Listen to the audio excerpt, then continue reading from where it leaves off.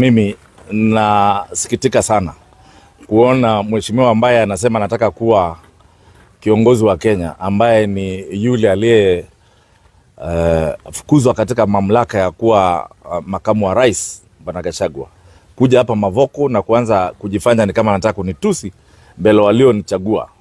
Nataka niseme kwa sasa, hiyo ilikuwa ni aibu kubwa sana. Mimi ni mheshimiwa, nimechaguliwa na chama ya Wiper, na kunituzi mbele ya kinara wa Wiper, kwanza mimi niliona kama ni madharau. Gachagua alidharau mheshimiwa Kalonzo. Huwezi kuja kwa boma ya mtu alafu anze kumwambia huyu kijana yako ako hivi na vile kwa njia mbaya.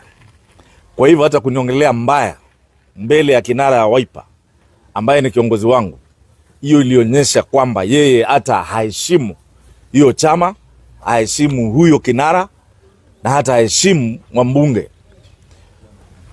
Kuwa heti Gachagua amenishikia ama amenikasirikia juu mimi nilipiga kura ya aende nyumbani, yeye mwenyewe anaelewa ni kwa nini nilifanya hivyo.